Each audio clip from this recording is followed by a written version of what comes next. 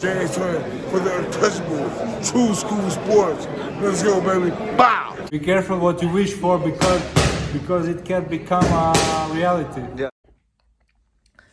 The untouchable True School Sports Empire proudly presents something the boxing games are missing. Hey, what's going on? It's your boy BT, and I came here to talk some boxing with the thousands of True School Sports subscribers. Now, this is in fact the post-fight review for Rafael Espinoza and Robeisy Ramirez, the rematch, and the result of the fight is Robeisy Ramirez. This wasn't expected from me or anybody else. Robeisy Ramirez saying no mas in the 6th round. So let's talk about it, because this fight was really watching the fight before the 6th round, I had Robeisy up 4-1. I thought Robeisy was doing a good job early on, a pot shotting to the body and landing that left hand to the body and countering Robeisy Ramirez, and he looked like he was putting rounds in the bank. And Espinoza was marching forward, and he was trying to land that big uppercut, and he was landing some shots here and there, but it just looked like Robeisy was putting the rounds in the bank. But it looked like the gap was closing, and Espinoza was about to make it a real dogfight in the middle later rounds. And right in the first 15 seconds of the 6th round, you had Espinoza, who lands the first big right hand of the round, and Robeisy turns to his right, looks at his corner, and he waves the fight off his damn self, and he does the no mas. So, listen, far be it from me, little old BT with the YouTube channel, to tell fighters, talk down on them for making these tough decisions. They're tough decisions to make. But from what I've seen, it looked like he quit in the fight. It looked like, whatever. Like, he said he had double vision, which, again, it's his prerogative. But like Joe Tessitore and Tim Bradley were just saying, like, if you really want to be like great in this sport, you almost can't even be normal, which he decided to be normal in that moment, and that's why he decided to wave the white flag and say no mas. So listen, if he has double vision and he's having a hard time continuing fighting on, that might be the last we see of Robeisy Ramirez, because if you're having those problems early on, as we've seen in the past with guys like Kell Brook, when you start getting double vision and you can't see, that's normally the telltale sign that you're going to be damaged goods moving forward if you do keep boxing, or that you should retire. So that's the last you see of Robeisy Ramirez. Then congrats on a great career. You were champion, gold medalist, all that good stuff. But let's talk about Espinoza, because I'll be real, I didn't think Espinoza was going to win this rematch. I thought Robeisy was going to win the rematch.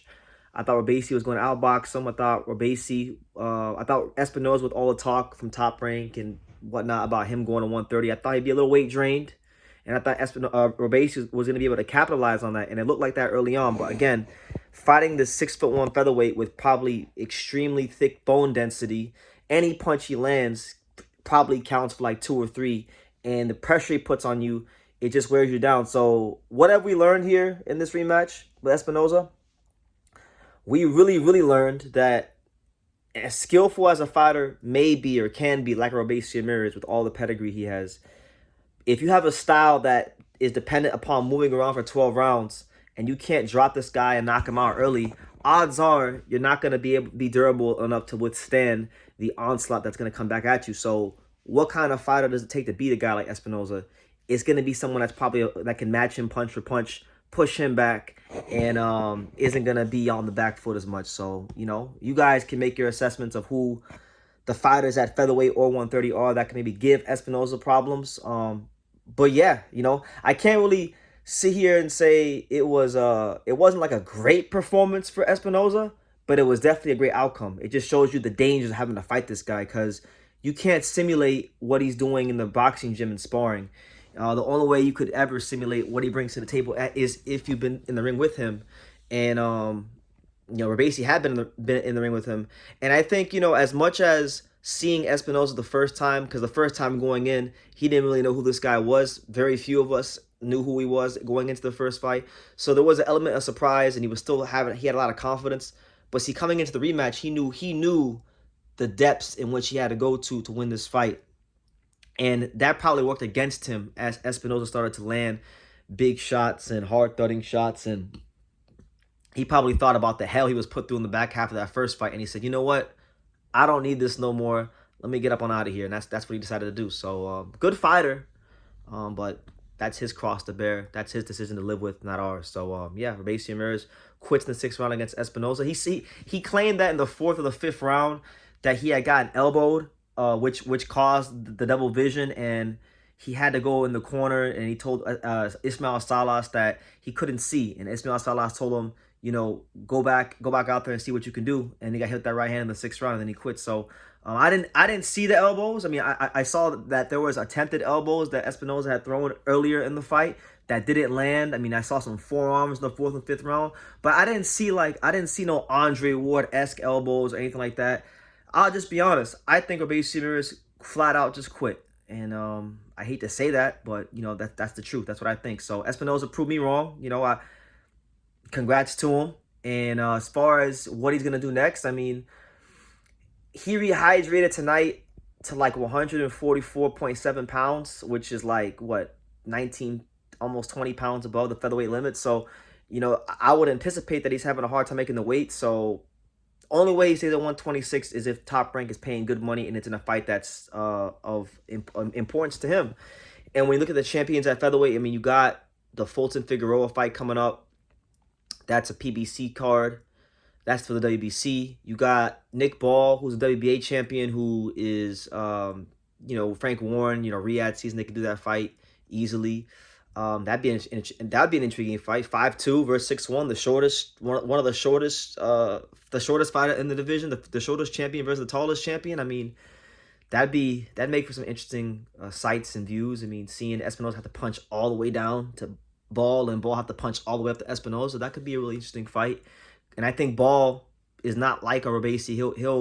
He has a style more to where he's going forward and he's rugged and he'll be in your chest. He's not going to be looking to box and counterpunch and, you know, fight like a Cuban style. So that would be a really intriguing style match. But then obviously the big elephant in the room that I want to cap the video on is a potential fight with a unification fight with him and the IBF champion, you know, Angelo Leo, the guy that I truly believe is the best fighter in this division.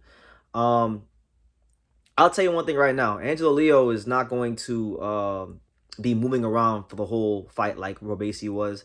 Angelo Leo is one of the most effective body punchers in the sport. And Espinoza has a lot of torso to go ahead and hit. So if he wants to go ahead and make that fight happen, I'd obviously be up for it because a lot of people think that Espinoza is the best featherweight in the world. I highly disagree with that. I think Angelo Leo is the best featherweight in the world, and I would like to see that be proven otherwise. You know, I want to see that be proven in the ring. I'm not really into the talking and things like that. So I respect Espinoza. I ain't got nothing bad to say about him. I think he's a fantastic fighter. He's fun to watch. I love his manager. I know him, Roberto. Shout out to him. Shout out to the whole team. Congrats. And yeah, Robeisy Ramirez, that's probably, I think he's not going to get to this level ever again, in my opinion.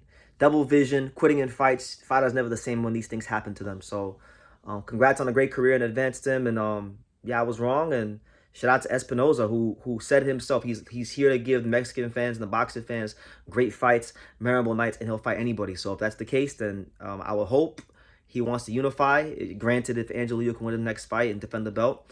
And I think that'd be a great fight for boxing, you know. And if not that fight, then there's great fights. Like I said in my previous video, there's great fights with Venado and who else? Venado Lopez and the winner of Navarrete versus Valdez rematch. You got Eduardo Sugar Nunez. There's plenty of Mexican fighters he could fight at 130. So he's got a truckload of options. He's in a great position, and I look forward to seeing what goes on with his career. But let me know what you guys think. What did you guys think of Espinoza making Robeisy Ramirez quit, tap out, and say no mas? Leave your comments down below. Who do you want to see Espinoza fight, and who do you think, if he stays at featherweight, who do you think of the champions gives him the toughest fight and why? Leave your comments down below. Make sure you guys take the time to subscribe. And like I say in every single one of these videos, you can love me or you can hate me, but I'm just a kid from Dania. So until next time, take care, guys.